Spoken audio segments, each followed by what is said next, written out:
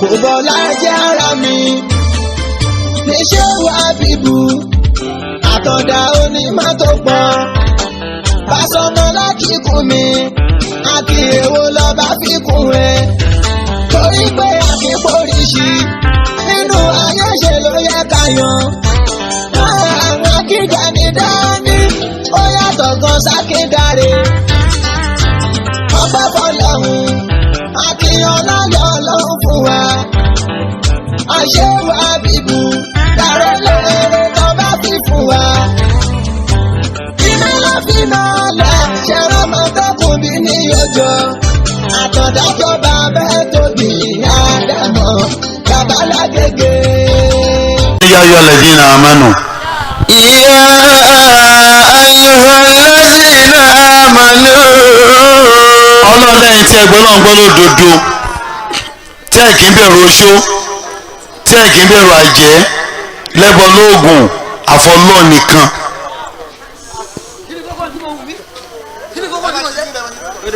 ọlọ́run ní.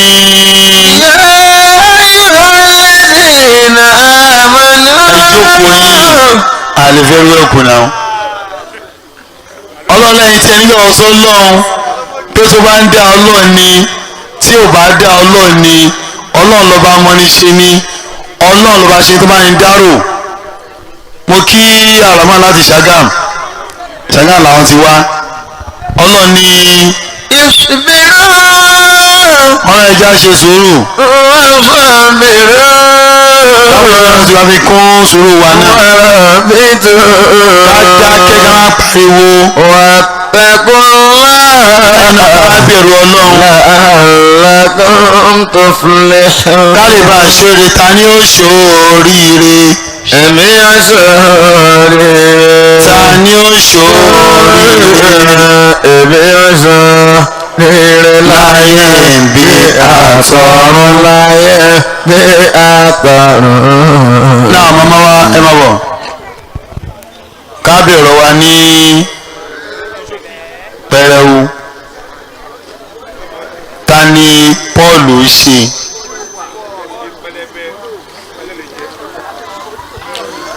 Pastor Sodiq wọ́n disappoint me last time wọ́n táwọn bá rí àwọn ní ka báíbù wọn àwọn apàdà sọ wá ní ọ̀rọ̀ yẹn ò lọ bẹ́ẹ̀ mo ní òkè sí wàhálà now ẹ máa fún microphone.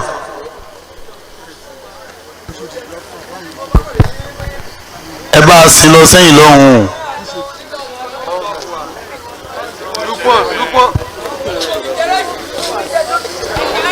àní ẹ sin lọ báyìí.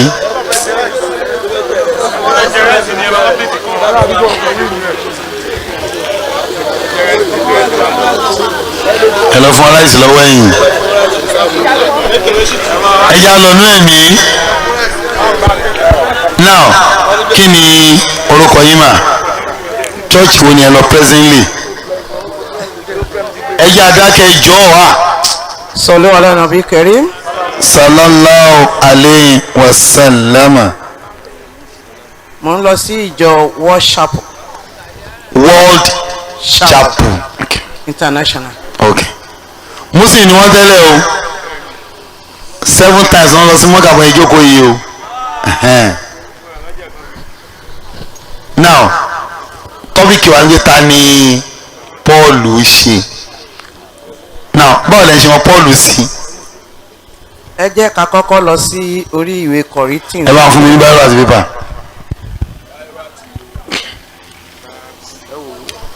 wọ́n ga sí 1 Corinthians 3 verse 5 to 8. chapter 3 verses 5 to 8. Paper. ẹ bá wọn kà á. chapter 3 1 Corinthians chapter 3 verses 5 to 8. ẹ̀yà ẹ̀ náà wà á ti ṣe ẹ̀ tán. Okay. Now ó yẹ kan tó wà bẹ́ẹ̀. 5 to 6. chapter 3 verse 5 to 6 5 to 8. kí ni àpólò wa jẹ́? kí ni Pọ́ọ̀lù sì jẹ́? bí kò ṣe àwọn ìránṣẹ́ nípasẹ̀ ẹni tí ẹ̀yin ti gbàgbọ́ àti olúkúlùkù gẹ́gẹ́ bí olúwa ti fún un. èmi gbìn, àpólò bomi rín, ṣùgbọ́n ọlọ́run ní mú ìbísí wá. ǹjẹ́ kì í ṣe ẹni tó ń gbìn nǹkan, bẹ́ẹ̀ ni kì í ṣe ẹni tí ń bomi rín, bí kò ṣe ọlọ́run tí ó mú ìbísí wá. ǹjẹ́ ẹni tí ń gbìn àti ẹni tí ń bomi rín ọ̀kan ni wọ́n já sí, olúkúlùkù yóò sì gba èrè tirẹ̀ gẹ́gẹ́ bí iṣẹ́ tirẹ̀.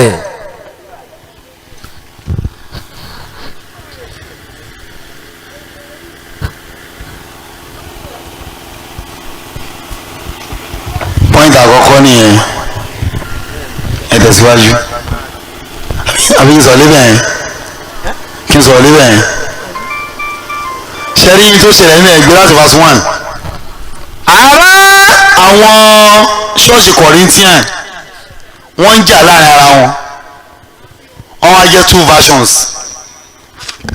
àwọn kan tẹ̀lé Paul, àwọn kan tẹ̀lé Apollo. Paul wá intervene gbé láti bẹ̀rẹ̀. ó ní ará, èmi kò sì lè bá yín sọ̀rọ̀ bí àwọn tí ń ṣe ti ẹ̀mí, tẹ̀síwájú. bí kò ṣe bí àwọn tí ń ṣe ti ara. bẹ́ẹ̀ni. àní bí àwọn ọmọ ọwọ́ nínú Kristi. bẹ́ẹ̀ni. wàrà ni mo ti fi bọ́ yín, kì í ṣe oúnjẹ. bẹ́ẹ̀ni. nítorí ẹ kò tí ì lè gbà á. bẹ́ẹ̀ni. nísinsìnyí náà ẹ kò tí ì lè gbà á. bẹ́ẹ̀ni. nítorí ẹ̀yin jẹ́ ti ara síbẹ̀. torí ìgbà tó ń jà ní o. nítorí níwọ̀n bí ìlara àti ìjà àti ìyapa bá wà láàrin yín. láàrin wọn. ẹ̀yin kò wá jẹ́ ti ara. tara nìyí. ẹ kò wá sí ní ẹ kò wá sí ẹ̀yin kò wá sí rìn gẹ́gẹ́ bí ènìyàn. nítorí nígbà tí ẹnìkan wí pé èmi ni ti Pọ́ọ̀lù, ọmọlẹ́yìn Paul èmi. tí ẹlòmíràn sì wí pé àwọn kan sọ pé èmi ni ti Àpólò, ọmọlẹ́yìn Apollo làwa. ẹ̀yin kò ẹ́ ṣe ènìyàn bí. ènìyàn kan ní yín ni. kí ni Àpólò wa jẹ́? Apollo tẹ́lẹ̀ tẹ̀ta l'Apollo. kí ni Pọ́ọ̀lù sì jẹ́? ní Paul fúnra ara ẹ̀. bí kò ṣe àwọn ìránṣẹ́ nípasẹ̀ ẹni tí ẹ̀yin ti gbàgbọ́. bí Jésù lẹ gbàgbọ́, ìránṣẹ́ Jésù làwa. àti olúkúlùkù gẹ́gẹ́ bí Olúwa ti fún un. èmi pín in. nítorí wọ́n sọ ni pé ẹ̀sìn tẹ́lẹ̀ fẹ́ jà lé lórí. èmi pín in. Christianity tẹ́ ẹ̀ ń dúró lé lórí. èmi pín in. tẹ́ fẹ́ rí version méjì lórí ẹ̀. èmi pín in. èmi lè ní gbé o. Àpólò bomi rín. Apollo ń pèrò sínú ẹ̀. ṣùgbọ́n Ọlọ́run ní mú ìbísí wá. ó mẹ̀ ni pé Christianity èmi mo dá a lẹ̀, Jésù kọ́ o. Apollo ń pèrò wá tí ṣọ́ọ̀ṣì fi ń kú. n tó sọ ọgọ́ nìyẹn. Bismillah. ẹ lọ sí Act of Apostle 9 verse 3. Acts 9 verse 3. ó sì ṣe bí ó ti ń lọ, ó sì súnmọ́ Damasku. ṣe verse 3 nìyẹn. bẹ́ẹ̀ ni. tó kíni ọ verse 3 nìkan. ṣe verse 3 nìkan ní kókà. ok to 8. ó sì ṣe bí ó ti ń lọ, ó sì súnmọ́ Damasku lójijì láti ọ̀run wá, ìmọ́lẹ̀ sì mọ́lẹ̀ yí i ká, ó sì ṣubú lulẹ̀, ó gbóhùn tí ó fọ̀ sí i wípé Sọ́ọ̀lù Sọ́ọ̀lù, èé ṣe tí ìwọ fi ń ṣe inúnibíni sí mi? ó sì wí pé ìwọ ta ni Olúwa? Olúwa sì wí pé èmi Jésù ni ẹni tí ìwọ ń ṣe inúnibíni sí. ohun ìrora ni fún ọ láti tàpá sí ẹ̀gún. ó sì ń wárìrì, ẹnu sì yà á. ó ní Olúwa, kí ni ìwọ fẹ́ kí èmi kí ó ṣe? Olúwa sì wí fún un pé dìde kí o sì lọ sí ìlú náà, a ó sọ fún ọ ní ohun tí ìwọ ó ṣe. àwọn ọkùnrin tí wọ́n sì ń bá rìn àjò dúró kẹ́kẹ́ pamọ́ ní ẹnu, wọ́n gbọ́ ohùn náà, ṣùgbọ́n wọn kò rí ẹnìkan. Sọ́ọ̀lù sì dìde ní ilẹ̀, nígbà tí ojú rẹ̀ sì là, kò rí ohùn kan, ṣùgbọ́n wọ́n fà á ní ọwọ́ wọ́n sì mú un wá sí Damasku. kí ẹ fẹ́ lò mẹ́ẹ̀. nǹkan tí mo fẹ́ lò nínú ibẹ̀ yẹn nípa Paul. Paul was named Saul. ok láti bẹ̀rẹ̀ ayé ẹ̀ Sọ́ọ̀lù ló ń jẹ́. ok kàfàrí ni ok kì í ṣe ẹni tó gbọ́ lọ́hùn gbọ́. kèfèrí ni kèfèrí ni ok kò gbọ́ lọ́hùn gbọ́. ok kódà ìgbà tán bẹ̀rẹ̀ sí ní ṣe blasphemy tán ṣe gbogbo ó bẹ̀rẹ̀ sí ní wọ orí ìjọ ṣọ́ọ̀ṣì ó ń pa gbogbo àwọn èèyàn ok ó ń wọnú ilé ó ń Ok. pa àwọn èèyàn. ok ẹni tó pa last ni Stephen ok tó ní kán sọ̀kúta pa. ok bó ṣe kúrò ńbẹ̀ tó ń lọ sí ọ̀nà Damascus bí ó ṣe gbóhùn nìyẹn ó gbóhùn ni kì í ṣe pé Ọlọ́run yọjú sí ok ó gbóhùn ni ok bí bó ṣe gbóhùn yẹn tó ní Pọ́ọ̀lù Sọ́ọ̀lù wọ́n ṣe ń pa àwọn èèyàn mi bí ló wá ní lẹni tó ń bá òun sọ̀rọ̀ ní Jésù wá sọ fún un pé èmi ni Jésù. ok kò rí Jésù ṣùgbọ́n gbóhùn ó ẹ̀ gbóhùn ni ok bó ṣe gbóhùn tó ní kò ń yájú sókè àmọ̀nàmọ́ wọn bá ṣẹ́ bó ṣe ríran mọ́ nìyẹn. ok nígbà tó wá gbójú sókè ó wá ń para ó wá ń wo ẹ̀gbẹ́ ó ń wo ọ̀tún kò lè ríran mọ́. Jésù wá sọ fún un ó ní kó máa lọ sí ọ̀nà Damascus bí Jésù ṣe wá pa Anania nìyẹn. ok Anania tó pé tó wá sọ fún Anania wá ń béèrè lọ́wọ́ Jésù ẹni tó ń pa wá tó ń ṣe gbogbo ẹ̀ ẹ tún ní kó mú kó ń tún lọ sí ọ̀dọ̀ Bánábásì kó ń lọ sọ fún kán lè yàjú òun ní kọ̀kọ́ fẹ́fẹ́ lọ ṣùgbọ́n Jésù pàṣẹ fún ok ó sì lọ ó sì wọlé Anania lọ ní ọ̀dọ̀ Bánábásì ó sì sọ fún Anania wá sọ fún Bánábásì pé Ọlọ́run sọ wípé kóun wá láti wá jẹ bẹ́ẹ̀ ok ó sì ní kóun gbàdúrà fún ẹ kó sì ríran bó ṣe gbé ọwọ́ sí ojú ẹ̀ ìpẹ́ ẹja ló bẹ̀rẹ̀ sí ní jáde scale ok so bó ṣe ń jáde ojú ẹ̀ bá là ibẹ̀ ló ti di náà ti baptize ló ti di Paul. ok but àwọn èèyàn ò gbàgbọ́ torí iṣẹ́ ibi tó ti ṣe òun ló wá bẹ̀rẹ̀ sí ní dá ìjọ kìrìsìtẹ́nì sílẹ̀ tó ń wàásù ok kódà ṣọ́ọ̀ṣì méje ló dálẹ̀ bẹ̀tẹ̀ àwọn èèyàn ò gbàgbọ́ títí tán fi mú nípa àwọn fẹ́ tán fi ń lépa ẹ̀ láti pa wọ́n lépa ẹ̀ títí tó fi di pé ó fi lọ sẹ́wọ̀n. ok so ibẹ̀ ni Ọlọ́run ti wá deliver Paul àti Silas. ok so ìgbà tẹ́yìn sọ pé who is Paul I read it. ok now go through it. ibi tí ẹ̀ka yẹn mo ní ìbéèrè kan bẹ̀ bá ń tún bẹ̀ yẹn kà.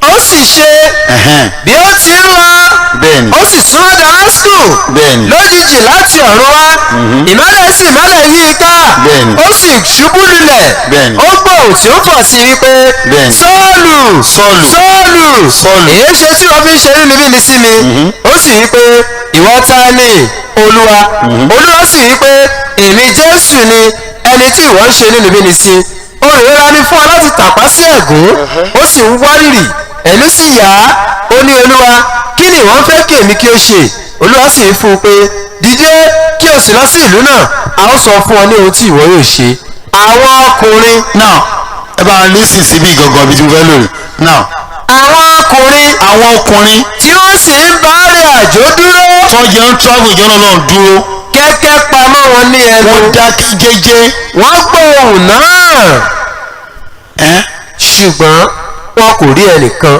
náà mọ́mí wa àwọn mìíràn náà gbóhùn yẹn ohun jẹ́ tó sọ̀rọ̀ yẹn àwọn mìíràn náà gbọ́. Paul nìkan ló gbọ́ ló gbọ́. bá ń tún kà. àwọn ọkùnrin tí tí wọ́n sì ń bá rìn àjò dúró tọ́jọ́ ń travel wọ́n dúró. kẹ́kẹ́ pamọ́ wọn ní ẹnu wọ́n gbọ́ ohùn náà. ok ní sáìdì ibẹ̀ yẹn gbogbo wọn náà gbóhùn gbọ́n wọn ọmọ ẹni tó ń sọ̀rọ̀. ẹ̀sìn gbogbo ọ̀nà gbọ́ ohùn bá ń lọ sí R22 gbogbo ọ̀nà gbọ́ ohùn R22 bí láti bá 6 to 9 ó sì ṣe tẹ̀síwájú.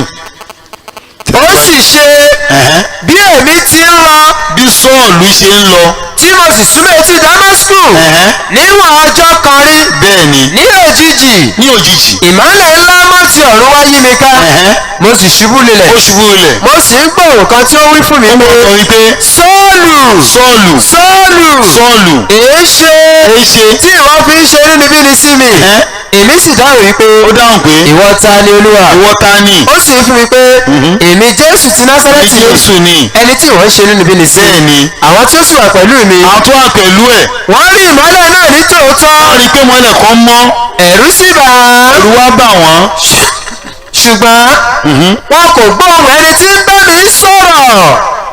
mọ́mí wa ibi takà lẹ́ẹ̀kan yẹn gbogbo ọ̀nà gbóhùn wọn ọmọ ẹni tó ń níbí sọ̀rọ̀. wọn ò gbóhùn èyí la fẹ́ràn méjèèjì ṣẹ́rí wọ́n gbóhùn yẹn. ìyẹn ni first one the first one. wọn ọmọ ẹni tó ń sọ̀rọ̀. àwọn ọ̀sọ́gbọ́n mẹ́rin tó sọ̀rọ̀ ńbẹ̀ náà Pọ́ọ̀lù mọ̀ toró ti fi ara ẹ̀ hàn fún Pọ́ọ̀lù pé òun Jésù ló ń sọ̀rọ̀. ni wọ́n jọ wà ńbẹ̀ ni o ní àkọ́kọ́ nígbà tó ń lọ sí Damascus. ẹ̀ẹ̀mejì kọ́ ló lọ ẹ̀kan náà ló lọ. ẹ̀ẹ̀kan náà ni nígbà tí Jésù ń pè é kò kọ́kọ́ mẹ́ni tó ń sọ̀rọ̀. bẹ́ẹ̀ni bẹ́ẹ̀ni. ó wá ní talent tó ń sọ̀rọ̀ talent tó ń bá òun sọ̀rọ̀. ẹ̀kọ́ bèrè ń bí iná. ó wá sọ yìí pé òun Jésù ló ń bẹ́ ẹ sọ̀rọ̀. bẹ́ẹ̀ni. so lẹ́lẹ̀ ọ̀nà méjèèjì ló ti bẹ̀ pa tó ń kejì yẹn gbé àká ó sì ṣe bí ó ti ń lọ. ó sì ṣe bí èmi ti ń lọ tí mo sì súnmọ́ etí Damasku. the same story ni. níwọ̀n ọjọ́ kan rí bẹ́ẹ̀ni ní òjijì ìmọ́lẹ̀ ńlá mọ́ ti ọ̀run wá yí mi ká. bẹ́ẹ̀ni mo sì ṣubú lulẹ̀. bẹ́ẹ̀ni mo sì ń gbòòrò kan tí ó wí fún mi pé Sọ́ọ̀lù Sọ́ọ̀lù èé ṣe tí wọ́n fi ń ṣe inúnibíni sí mi. èmi sì dáhùn wípé ìwọ ta ni Olúwa ó sì ń fún mi pé èmi Jésù ti Násárẹ́tì ni ẹni tí ìwọ ṣe inúnibíni sí. ṣẹ̀gbọ́n bèrè ń bẹ̀ náà. bẹ́ẹ̀ni. ó bèrè lọ́yìn ó bèrè ń bí náà. ó bèrè ń bí. náà tí máa ń bèrè ni pé ní verse 9 yẹn. àwọn ó láwọn. tí ó sì wà pẹ̀lú mi wọ́n rí ìmọ́lẹ̀ náà ní tòótọ́. wọ́n rí i pé nǹkan bá rí Pọ́ọ̀lù sọ̀rọ̀. ẹ̀rù sì bà wọ́n ṣùgbọ́n wọn kò gbóhùn ẹni tí ń bá mi sọ̀rọ̀. àwọn disciples tó ń tẹ̀lé Paul àwọn náà ń gbóhùn ṣùgbọ́n wọn ò mọ ẹni tó ń bá wọn sọ̀rọ̀. no wọn ò gbóhùn bíi túnkà. ẹ̀rù sì bà wọ́n ṣùgbọ́n wọn kò gbọ́ ohùn ẹni tí ń bá mi sọ̀rọ̀. ìmọ́lẹ̀ tàn ìmọ́lẹ̀ ló fara hàn wọ́n jìnnìjìnnì mú wọn. ok wọn ò gbóhùn but máa ń padà sí Acts 7 verse 9-7 yẹn. àwọn ọkùnrin tí wọ́n sì ń bá rìn àjò dúró. àwọn ọkùnrin yẹn kan náà ni o. kẹ́kẹ́ pamọ́ wọn ní ẹnu. wọ́n jẹ́jẹ́ jìnnì bò wọ́n. wọ́n gbọ́ ohùn náà. ṣùgbọ́n wọn kò rí ẹnìkan. ṣe rí sáìdì ibẹ̀ yẹn. ok. ìyanu Ọlọ́run ni. náà kò yé mi o. ìgbóhùn Ọlọ́run ni. ìyanu báwo. ìgbóhùn Ọlọ́run ni. àkọ́kọ́ wọ́n gbóhùn. àkọ́kọ́ ń lọ. tí Jésù pè é kò mọ̀ pé Jésù ló ń pè wọ́n. ọ̀nà méjèèjì náà kò mọ̀. ẹ ní sùn. kò kọ́kọ́ mọ̀ pé Jésù ló ń pè wọ́n. Jésù wá sọ fún pé òun lòun ń pè é. ló fi lọ. ó sọ ń kejì náà. tó fi ní kọ́ mu lọ sí Damascus. bẹ́ẹ̀ni tó fi ní Kanania. wọ́n mu lọ́nbẹ̀ náà wọ́n mu lọ́nbẹ̀ náà. tó fi lajú ẹ̀. wọ́n mu lọ́nbẹ̀ náà. níbí yìí náà. wọ́n mu lọ́nbẹ̀ náà. same thing ni. same thing ni. náà ṣé wọ́n á gbóhùn àbọ̀ ògbóhùn lè ń fẹ́ béèrè. ṣé níbí báyìí. wọn ò gbóhùn ìmọ́lẹ̀ Ọlọ́run ó tàn. but níbẹ̀ yẹn wọ́n àwọn ọkùnrin tó wà ń bẹ̀ tí wọ́n ní àwọn gbóhùn tí jìnnìjìnnì mú wọn ìyanu Ọlọ́run ni kì í í ṣe ẹ̀dá kankan ẹ̀sùn ló àwọn tó ṣẹlẹ̀ ṣẹlẹ̀. because nǹkan tó ṣẹlẹ̀ ni pé àwọn ọmọlẹ́yìn Jésù tó tẹ̀lé Pọ́ọ̀lù ó wà lára wọn. ẹ ṣeun ẹ mọ̀ tó ṣẹlẹ̀ ń bẹ̀ ẹ mọ̀ tó ṣẹlẹ̀ ń bẹ̀ ṣe rí ẹ rí pé ìṣe àpọ́sólì Lúùkù ló kọ́ àkáǹtì Lúùkù ni ẹ rí pé first one tẹ kó kà yẹn bẹ́ẹ̀ni bí ó ti ń lọ reported speech ni Lúùkù kò sínú sí yẹn rárá Lúùkù kò sí ń bẹ̀. nígbà tí Paul padà ló fún ní report pé tó ṣẹlẹ̀ lóko bí ó ti ń lọ ṣe rí second one yẹn tí mo kà yẹn òun ló sọ fúnra ara ẹ̀ pé bí mo ti ń lọ ṣe ń tó ṣẹlẹ̀ ń tó ṣẹlẹ̀ rí Paul parọ́ fún ọba ń bẹ̀ yẹn ni tẹ́ bá lọ wá sọ àbò chapter 20 láti verse 1 sórí yẹn pọ̀ gan wọ́n fẹ́ pa Paul ó wá sá kúrò ní Jerusalem wá sí Rome wọ́n wá gbèrú wá di ọba ní òkè olórí Jésù ta lè rí ẹ̀ lórí sọ pé bí mo ti ń lọ wọ́n gbọ̀ngbọ̀n wọn ọ̀rẹ́ nìkan ọmọ tí ọmọ ẹni tó ń pè irọ́ ló pa fún ọba kò lè ṣe máa parọ́ yẹn o ó parọ́ kan náà bí kan bá mi ṣí àṣẹwà 22 kò ṣe máa parọ́ nǹkan ṣí 21 náà gbé láti verse 39 kò ṣe máa parọ́ yẹn o ìṣesí ẹ̀ gangan ni. verse 39. ó máa ń parọ́ ṣùgbọ́n ẹ máa gbọ́ o. Paul sì wí pé ó sọ pé Júù ni èmi ń ṣe. gbé láti verse 35 kí ló ṣẹlẹ̀. nígbà tí ó sì dé orí àtẹ́gùn. ẹ máa gbọ́ o. nígbà tí ó sì dé orí àtẹ́gùn. bẹ́ẹ̀ni. gbígbé ni a gbé sókè lọ lọ́wọ́ àwọn ọmọ ogun nítorí ìwà ipá àwọn ènìyàn. tẹ̀síwájú. nítorí ọ̀pọ̀ ènìyàn gbà á tì. wọ́n ń kígbe pé tẹ̀síwájú. mú un kúrò. ni wọ́n sì ti fẹ́rẹ̀ mú Pọ́ọ̀lù wọ inú ilé olódì lọ. wọ́n fẹ́ ń Pọ́ọ̀lù lọ síwájú ìdájọ́ lọ ẹ̀. ó wí fún olórí ogun pé. wọ́n sọ bẹ́ẹ̀ tó dì wá nìyẹn pé. èmi a gbọ́dọ̀ bá ọ sọ̀rọ̀. ṣé ń gbọ́dọ̀ bá ẹ sọ̀rọ̀ sí ni. ó sì dáhùn wípé. ta ló ń gbé. ìwọ mọ èdè Élénì sọ. ìwọ ń sọ èdè eléyìí lẹ́nu náà. ìwọ kọ́ ni ará Íjíbítì ni. ṣe bára Íjíbítì ni wọ́n Pọ́ọ̀lù yìí. tí ó sọ tẹ́lẹ̀ ṣáájú ọjọ́ wọ̀nyí. tí ó sì ti mú ẹgbàájì ọkùnrin nínú àwọn tí ń ṣe apànìyàn lẹ́yìn lọ sí Júù. tẹ̀síwájú. bẹ́ẹ̀ni. ṣùgbọ́n Paul sì wí pé. Paul á sọ pé Júù ni èmi ń ṣe. èmi ò ṣọmọ Íjíbítì o. Júù ni mo ń ṣe. ará Tásù. ará Tásù. ìlú Kílíkíà. tàbí ní Kílíkíà. ọlọ́tọ̀ ìlú tí kìí ṣe ìlú lásán kan. ẹni pé wọ́n fẹ́ fìyà jẹ ń bẹ̀ yẹn. ẹni wọ́n sọ pé ọmọ Íjíbítì kan ní ọ́ ni onínú Júù lèmi o. kódà Benjamin ìran Benjamin ló ti wá. He was born in Tarsus. bẹ́ẹ̀ ni ọmọ Benjamin ni ìrànlọ́wọ́ Benjamin ni Paul last born Jacob ni Paul ti wá. ẹ wá wọn tó wá ṣẹlẹ̀ bá a ṣe á 22 láti verse 24 yẹn ló fọ́nì jù. olórí ogun pàṣẹ. ẹ máa gbọ́ o. pé kí a mú un wá sínú ilé olódì. ó sì bọ́ lọ́wọ́ àwọn yẹn ó wá bọ́ sọ́wọ́ ẹlòmíì again pé a máa nà ẹ́ pariwo ọmọ burúkú yìí. ó ní kí a fi ẹgba bí léèrè. ẹ fi ẹgba bí léèrè. kí òun kí ó lè mọ ìtorí òun tí wọ́n ṣe ń kígbe lé e bẹ́ẹ̀. wọ́n tó fẹ́ fìyà jẹ Pọ́ọ̀lù. bí wọ́n sì ti fi ọ̀sán dè é. wọ́n fi chain wọ́n fi dè é. Pọ́ọ̀lù bi balógun ọ̀run tí ó dúró tì í. balógun ọ̀run ó wá ń bi balógun ọ̀run olórí ológun pé tí ó dúró tì í pé. ó dúró sí pé. ó wá tó fún yín láti na ẹni tí í ṣe ará Róòmù. ẹ máa gbọ́ o ṣótọ́ láti inú ará Róòmù. ní àìjẹ̀bi. láì jẹ̀bi. nígbà tí balógun ọ̀run sì gbọ́. balógun ọ̀run wá sọ pé ó lọ. ọmọ Róòmù ni ẹ bá wò. kí ló lọ. ó wá lọ. ó wí fún olórí ogun pé. ó lọ bá olórí ogun wọn pé. kí ni o fẹ́ ṣe sí è. ó ní ẹ wá ọ̀gá. kí ni o fẹ́ ṣe yìí. kí la ṣe sọ́gbẹ́ni yìí ná. nítorí ọkùnrin yìí. Pọ́ọ̀lù yìí. ará Róòmù ní í ṣe. ará Róòmù ló ń ṣe. olórí ogun sì dé. Pọ́ọ̀lù pa ṣégi rẹ gbọ́ tó wí rẹ̀. ó sì bí pé. wọ́n á bi Pọ́ọ̀lù pé. sọ fún mi. sọ fún mi. ará Róòmù róòmù ni ìwọ ń ṣe. sára róòmù ni ẹ lóòótọ́. ó sì wí pé bẹ́ẹ̀ ó ni. ní bẹ́ẹ̀ ni o. olórí ogun sì dáhùn wípé. ó dá lóhùn wípé owó púpọ̀. sórí èmi tí ó jolé ogun ní róòmù. owó púpọ̀ ni mo fi ra ọlá ìbílẹ̀ mi ò yìí. sọmọ róòmù o. mo ra ìgbélùú ni fúnra mi. Pọ́ọ̀lù sì wí pé. Paul wá sọ pé ṣùgbọ́n a bí mi bẹ́ẹ̀ ni. ayé mi bẹ́ẹ̀ ni wọ́n bí mi sí róòmù ni. Go on to Romans 14. mo ń bọ̀ bẹ́ẹ̀ ó ní ìṣàgbémi kàkà lẹ́ẹ̀kan àtúntò lẹ́ẹ̀kan ó ní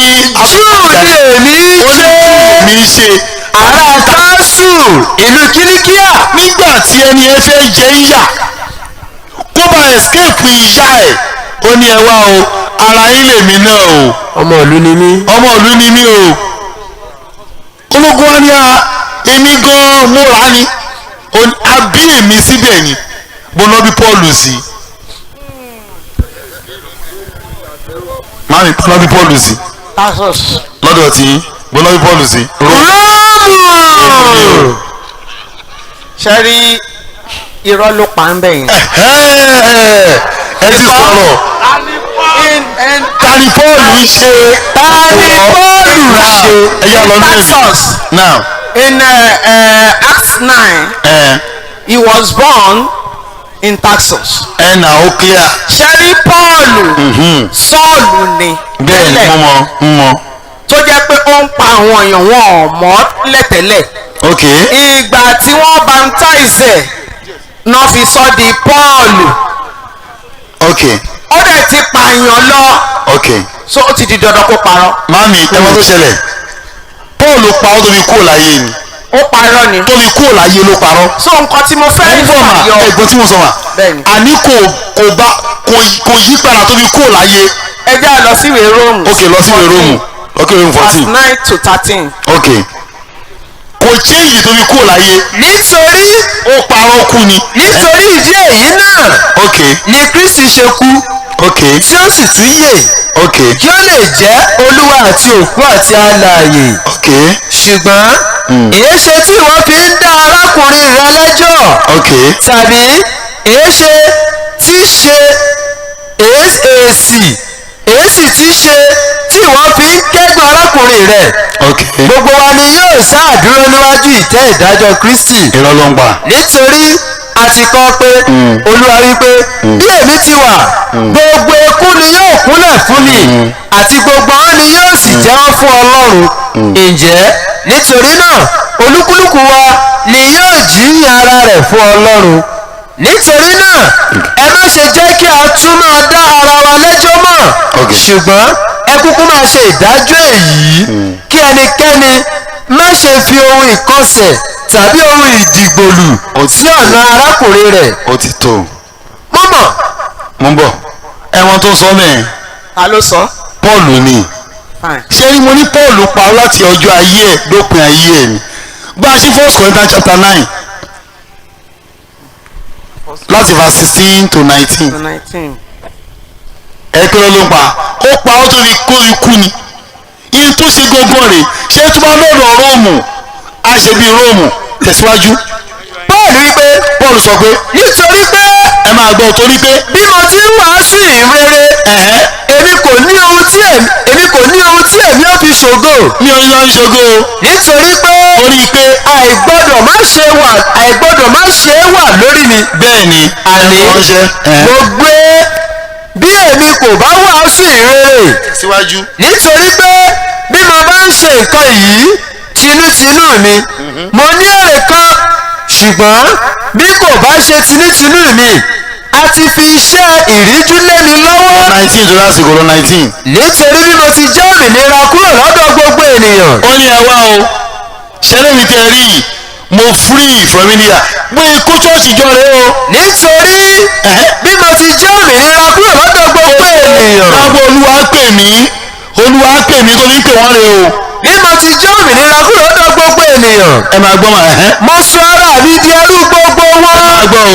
kí èmi kí ó lè jèrè púpọ̀ sí i. ó ní mo sọ àmì kí lè jèrè púpọ̀ sí i. àti fún àwọn Júù.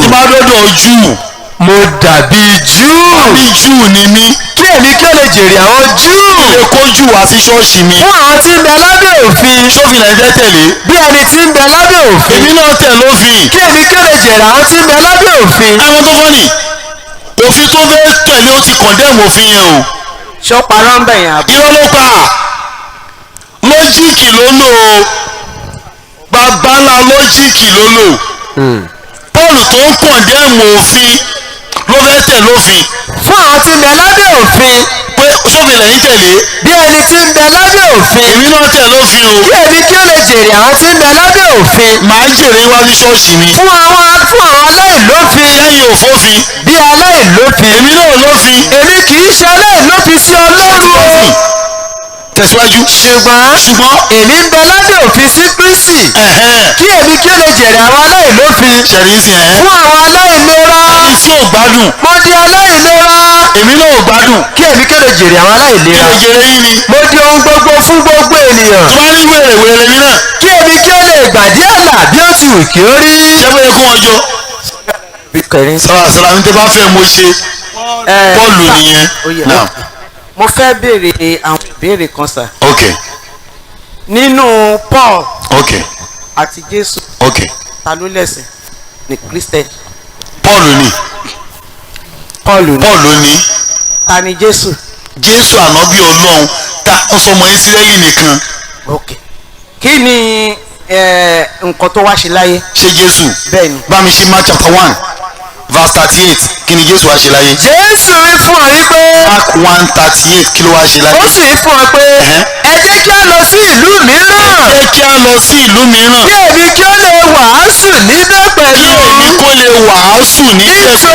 nítorí èyí sáà ni mo ṣe wá. n tó ṣe wá nìyẹn. ǹjẹ́ Jésù ó kọ́ ṣọ́ọ̀ṣì. kò kọ́ o kò tiẹ̀ máa ń gbà ẹ́. àwọn temple synagogue kí ló ṣe ń bẹ̀. ẹ ṣeun kí Jésù tó dé ní synagogue ti wà. bẹ́ẹ̀ni. ní temple ti wà ṣọ́ọ̀ṣì ò sí rárá. ó wá jọ́sìn ni. ok. ó wá tẹ̀lé òfin Mósè tó ń tẹ̀lé. ok. àwọn agbowó orí olúbodè kí ló ṣe fún wọn. ẹ ṣeun ẹ̀ríkẹ́ Matthew fún ara ẹ̀ agbowó orí ni. bẹ́ẹ̀ni. tó jẹ́ ọmọlẹ́yìn ẹ̀. bẹ́ẹ̀ni. kò kọ̀ndẹ́mù wọn torí pé ṣé wọ́n ń ṣe nǹkan tí mo iṣẹ́ ìlú ni. nǹkan tí mo fẹ́ yọ jáde nìyẹn. ó kọ̀ndẹ́mù wọn. báwo lè kọ̀ndẹ́mù wọn. ó lé wọn dànù. báwo lè ṣe kọ̀ndẹ́mù wọn. kò jẹ́ kán gbowó orí mọ́. irọ́ ètò ṣe ní chọ́ọ̀chì tó ṣe ní sinagogu yẹn wọ́n ń tajà ní àwọn tẹ́tẹ́ ní. ó lé wọn. tẹ́tẹ́ ló ń ta. ṣẹ́rí torí owó orí tí Jésù ò fẹ́ kí wọ́n gbà mọ́. Jésù ní kó má gbà o. kò ní kó má gbà ó ní kó má gbà níwájú ṣọ́ọ̀ṣì. kó má gbà ní ṣọ́ọ̀ṣì. ẹ̀nà kó má ta ní ṣọ́ọ̀ṣì. ṣe mọ̀ pé òun ló clear ibẹ̀ yẹn. kò clear o. ó clear. kò clear mà ẹgbẹ́ tó wì. ẹ jẹ́ n sọ fún yín. ó clear. torí tẹ́lẹ̀tẹ́lẹ̀ wọ́n ń gbowó orí ní ṣọ́ọ̀ṣì. wọ́n ń ta tẹ́tẹ́ ní ṣọ́ọ̀ṣì. wọ́n ń ta tẹ́tẹ́ ní sùúrù. wọ́n máa gbowó orí wọ́n máa gbowó orí wọ́n máa gbowó olúbèdè. ní ṣọ́ọ̀ṣì nìyẹn. ní ṣọ́ọ̀ṣì. tẹ́tẹ́ ló ń gbà. ó wá lé wọn dànù. ní temple ṣọ́ọ̀ṣì ní temple ní synagogue. ní synagogue ẹ̀. so ó wá lé wọn. ok. ó dẹ̀ ṣe ìwàásù ìrere. ok. káàkiri kó tó di pé wọ́n mú. ok. ṣùgbọ́n mo fẹ́ béèrè lọ́wọ́ yín sà. ok. Jésù níbi tẹ kàdé ǹjẹ́ Jésù ó rè òkè ọ̀run lọ nígbà tó ọkàn má gbélébù tán ní ẹni tó kú ta sì sin. wọ́n sin. mo fẹ́ nǹkan tí mi béèrè lọ́wọ́ yín nìyẹn. kòròkè ọ̀run ó kú ni. ó kú ṣé wọ́n sin. wọ́n sin. kò dẹ̀ ròkè ọ̀run. kòròkè ọ̀run o. ń bọ̀ ní Mary Magdalene ti rí. Mary Magdalene. tó ti rí. ntẹ́bìrì yẹn ò yé mi o torí tẹ bá ní kí n mẹ́rin wá ó pọ̀ o bá mi ṣe John bá mi ṣe Matthew chapter 28 gbé láti verse 1 and 2 torí ìbéèrè tẹ bí mi yẹn ó le díẹ̀ o ó dẹ̀ ṣòro dáhùn báyìí kò rí dáhùn àti dáhùn ti máa le gan. ní òpin ọjọ́ ìsinmi bí ilẹ̀ ọjọ́ kìíní ọ̀sẹ̀ ti bẹ̀rẹ̀ sí mọ́ Maria Magdalene àti Maria kejì wọ́n wá láti wo ibojì náà. àwọn méjì ni wọ́n láti wo ibojì náà.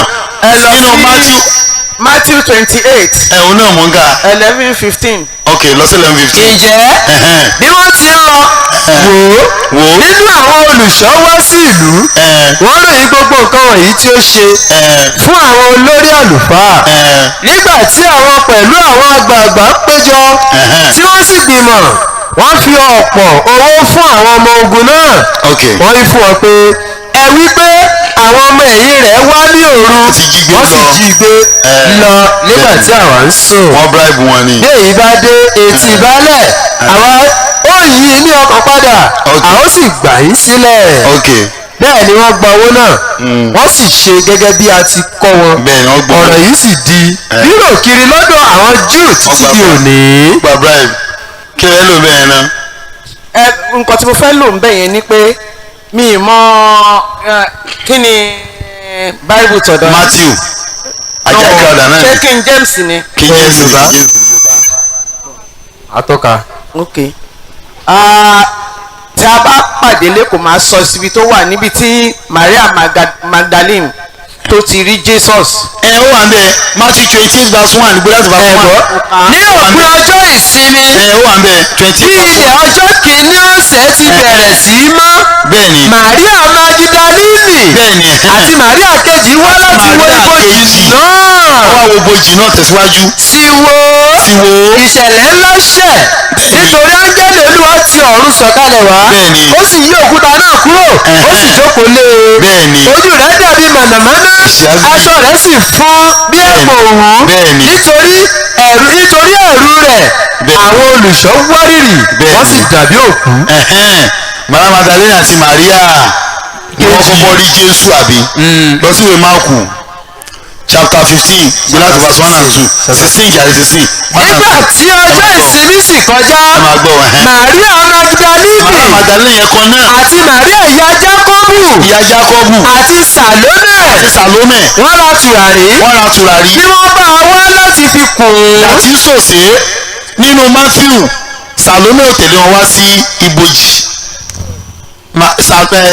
Magdalene Maria Jacobu àti Salome ló wá nù máàkì lọ sínú Lúùkù ó lè gbé Lúùkù sáńbẹ̀ 24 Luke 24 ó lè Lúùkù sá. ní ọjọ́ kìíní ọ̀sẹ̀ wọ́n sánú ogun ní kùtùkùtù òwúrọ̀ bẹ́ẹ̀ni wọ́n wá sí ibojì. Lúùkù ló sá wọ́n wá sí ibojì.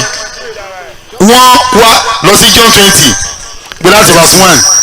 ní ọjọ́ ìkíní ọ̀sẹ̀ ní kùtùkùtù nígbà tí ilẹ̀ kò tí ì mọ́ ni Maria Magdalene wá sí ibojì. òun nìkan ló wá síbẹ̀. ó sì rí i pé a ti gbé òkúta kúrò ní ibojì. òun ìyá Jákọ́bù dání. Salome dání. àwọn mìíràn wá sí ibojì láàárọ̀ yẹn gan. pé Maria Magdalene ṣe mọ̀ pé òun náà tẹ̀lé ọmọ ẹ̀ lẹ́yìn Jésù. irọ́ kò sínú wọn. kò kéde. àtọ̀ kò kéde. kò kéde Jésù ránṣẹ́ rárá. bá a lo Matthew 10 gbé láti verse 5 gbé láti verse 1 jàre. nígbà tí ó sì pe àwọn ọmọ ẹ̀yìn rẹ̀ méjèèjìlá sọ́dọ̀ ó fi agbára fún wọn lórí àwọn ẹ̀mí àìmọ́ láti máa lé wọn jáde àti láti ṣe ìwòsàn gbogbo àrùn àti gbogbo àìsàn. orúkọ àwọn àpọ́sítélì méjìlá náà nìwọ̀nyí. èyí èkíní alákọ̀ọ́kọ́ òun ni Símọ́nì ẹni tí a ń pè ní Pétérù àti Áńdírù arákùnrin rẹ̀ ó di méjì. Jákọ́bù ọmọ Sébédè ó di mẹ́ta. àti Jòhánù arákùnrin rẹ̀ ó di mẹ́rin. Fílípì àti Bàtòlémíù ó di márùn ó di mẹ́fà.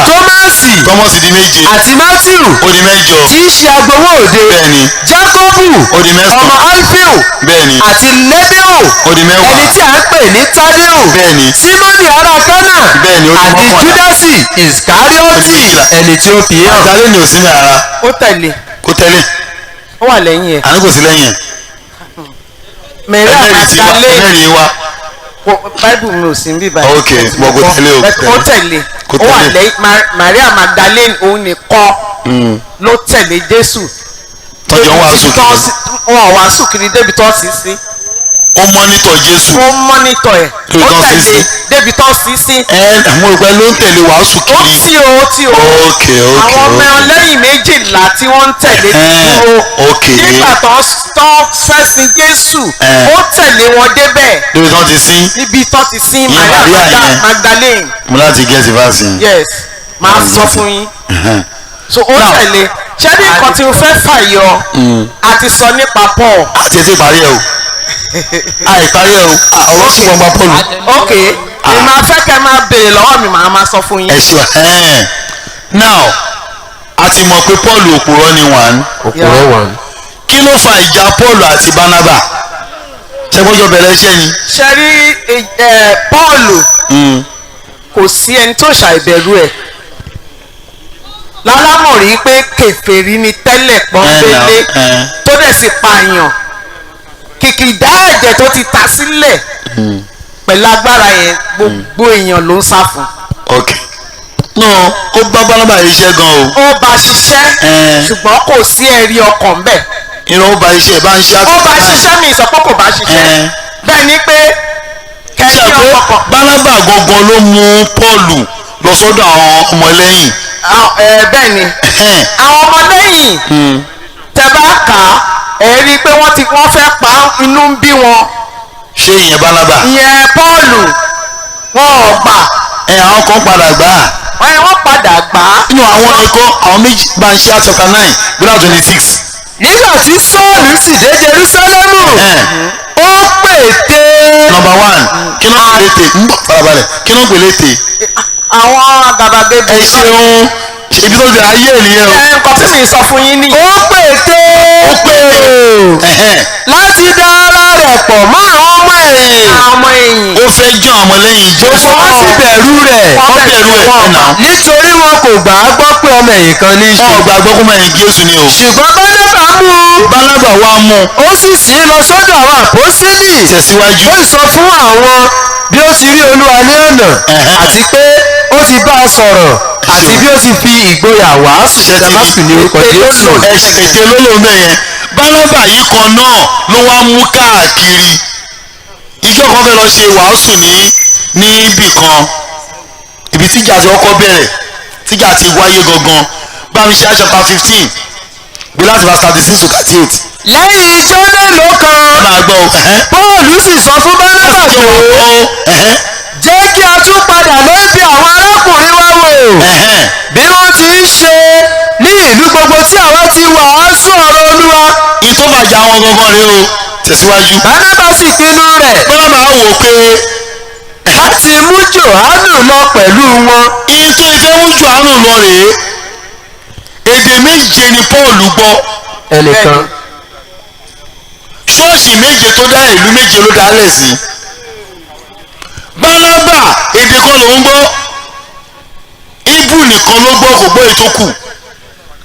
ṣẹ́mọ̀ tó bá ti wá ń lọ sí ìtura ṣẹlẹ̀ ní ṣọ́ọ̀ṣì wọn dálẹ̀ gbogbo tó bá ń sọ Barnaba ò gbọ́. Barnaba lè rí i pé Sọ́ọ̀lù ń dán òun rúpa. Sọ́ọ̀lù ń sọ. ó rò pé mo fẹ́ máa gbọ́ ohun tó ń sọ jẹ́ kí n mú ẹni tó gbọ́ èdè Róòmù dání interpreter kí n lè gbọ́ ohun tó ń wí lóhùn ẹ wá wá ìdí àti Paul lò fún ó fẹ́ já. Barnaba sì pinnu rẹ̀ láti mú Jòhánù lọ pẹ̀lú wọn. kí ẹ mú Jọ́ọ̀nù lọ́nà. ẹni tí àpèlé rẹ̀ jẹ́ Máàkù. bẹ́ẹ̀ni ṣùgbọ́n Paul rò pé Paul wá rò wípé kò yẹ láti mú un lọ pẹ̀lú kò wọn. yẹ náà. ẹni tí ó fi wọ́n sílẹ̀ ní Pampilia. ó wá sọ fún Barnaba pé a ṣe máa mú un lọ nígbà fẹ́ bẹ̀rẹ̀ ìkíní yìí ó lóun ò lọ. tí kò sì bá wọn lọ sí iṣẹ́ náà. bá mi lọ sí àtẹ̀kọ́ 13 verse 13 má sì bàbá ẹ̀dẹ́ o at 13:13. ó rí i pé ó nígbà fẹ́ tí já. Pọ́ọ̀lù àti àwọn tí ó wà pẹ̀lú rẹ̀ sì ṣíkọ̀ ní Páfò wọ́n wá sí Págà ní Pampilia. Jòhánù sì fi wọ́n sílẹ̀. Jọ́ọ̀nù ló ó sì wò lọ. padà lọ sí Jerusalem. ó lóun ò lọ tóun bí ó ti já wọlé nìyẹn o. Sọ́ọ̀lù wá ní Barnaba ó mọ̀ pé tó ní ká mú lọ yìí kò bọ́ wa jí bẹ̀rẹ̀ kò lè jẹ́ ń bẹ̀ á lè mú lọ. ẹni tí ó fi wọ́n sílẹ̀ ní Pampilia. sọ́ọ̀lù Pampilia olóhùn ò lọ. tí kò sì bá wọn lọ sí iṣẹ́ náà. òun ò lè ṣiṣẹ́ tí ò yọ owó nú. ìjà náà òun ò lè ṣiṣẹ́ tí ò ṣe kí ni. tí ò lówó ná. ilé mọ tí wọ́n sọ. àwa kan la jọ ń struggle yìí láì 20 years ago. bẹ́ẹ̀ ni. tí ò sí tọ́ tí ò sí kọ́bọ̀. kẹ́nìkan á gbórí wọlé sí ẹ̀yin ló máa lọ tòsí. àtòsí. gbàgbé àwọn babalágége kaná àṣesílẹ̀ Adam tàná akúrí ní ó gbàgbé yẹn o kò sí inú onímọ̀ tòní tí ó ṣàǹfààní mímọ́ bàbá Adam.